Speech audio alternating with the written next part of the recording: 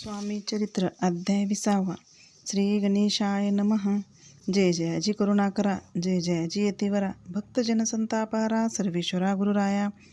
वर्णिता समर्थाचे गुण, नाना दोष होती दहन, सांगता ऐकता पावन, वक्ता श्रोता दोघेही.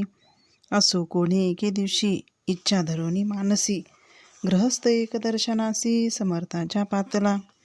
करोनिया स्त्रींची स्तुती, माता ठेविला चरणावरती.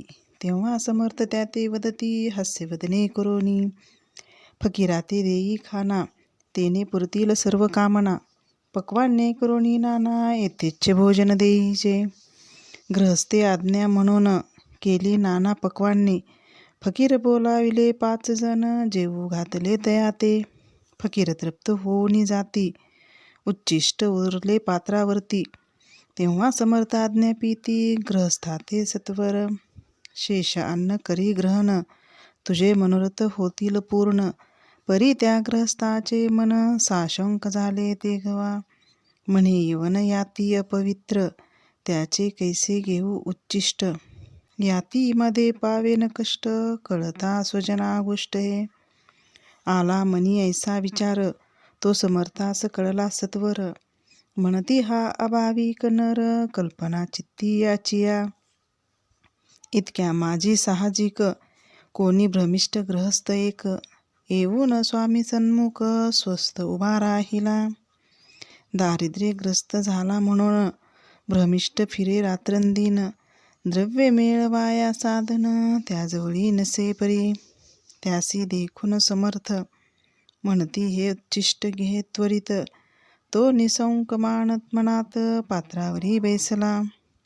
त्यासी बोलले समर्थ, तो मुंबापुरी जाई त्वरित. सफल होतील मनोरथ, द्रव्यप्राप्ती होईल. स्वामी वचनी भाव धरिला, तत्काळ मुंबईस आला. उगाच भटको लागला, द्रव्य मिळेल म्हणून. प्रभात समयी एके दिवशी, गृहस्थ निघाला फिरायासी. येऊन एका घरापाशी, स्वस्थ उभा राहिला. तो घरातून एक वृद्ध बाई, दार उघडून घाई घाई. बाहेर येऊन या पाही, गृहस्थ पडला दृष्टीसी. तिने बोलाविले त्याला, आसनावरी बैसविला. 10,000च्या दिल्या नोटा आणून सत्वर. गृहस्थ मनी आनंदला, बाई ते आशीर्वाद दिदला. द्रव्य लाभ होता आला, शुद्धवरी सत्वर.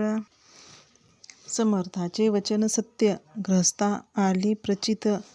वारंवार स्तुती करीत, स्तोत्र गात स्वामींचे. इति श्री स्वामी चरित्र सारामृत. नाना प्राकृत कथा समंत, सदा ऐकुत भाविक भक्त. 20वा अध्याय गोड हा. श्री स्वामी समर्थ.